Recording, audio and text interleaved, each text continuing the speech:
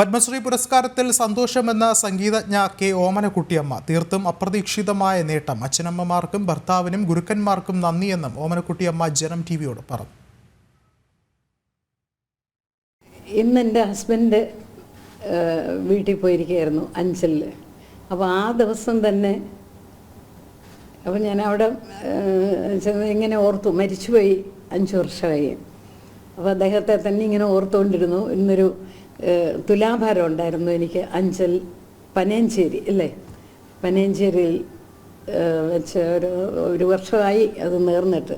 ഇന്ന് സൗകര്യം കിട്ടിയപ്പോൾ അങ്ങ് പോയി ചെയ്തു. അത് കഴിഞ്ഞൊക്കെയാണ് ഇപ്പോഴേ ഈ വാർത്ത വന്നത്.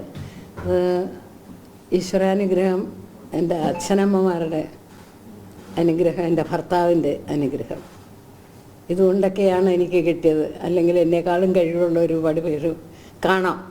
ഇങ്ങനെ ഒരു അംഗീകാരം ആദ്യമാണ്. സഹോദരന്മാർക്ക് കിട്ടിയിട്ടുണ്ടെന്ന് എനിക്ക് തോന്നുന്നില്ല. ചേട്ടന് കിട്ടിയിട്ടില്ല, ശ്രീകുട്ടനും കിട്ടി കാണുന്നില്ല. അപ്പോൾ അവർക്കൊന്നും കിട്ടാതെ എനിക്ക് കിട്ടുക എന്ന് പറഞ്ഞാൽ അത് ഒരു ഭാഗ്യമോ എന്തൊക്കെയോ ഈശ്വരാധീനമോ എന്തൊക്കെയോ ആയിരിക്കാം. ഇപ്പോഴും സംഗീതത്തിൽ തന്നെ പ്രവർത്തിച്ചുകൊണ്ടിരിക്കുകയാണ്. സംഗീതം തന്നെ എൻ്റെ ജീവിതം. ഇപ്പോഴും കുട്ടികളെ പഠിപ്പിക്കുകയും ഇപ്പം പെൻഷനായി, എന്നാലും പെൻഷനായി വീട്ടിലങ്ങ് ഒതുങ്ങിയിരിക്കുക. അതല്ല, അതുപോലെ തന്നെ പല കാര്യങ്ങളും സംഗീതത്തിന് വേണ്ടി ചെയ്യുക, അതൊക്കെ ഇപ്പോഴും ഞാൻ പ്രവർത്തിച്ചുകൊണ്ടിരിക്കുകയാണ്. ഒരുപാട് എൻ്റെ ഗുരുക്കന്മാർ, ചെമ്മൻകുടി സാറും പിന്നെ ജി.എൻ. ബാലസുബ്രഹ്മണ്യവും മാവേലിക്കര പ്രഭാകരവർമ്മ സാറ്, ഇവരൊക്കെയാണ് എൻ്റെ ഗുരുക്കന്മാർ. അച്ഛനാണ് ആദ്യം പഠിപ്പിച്ചത്.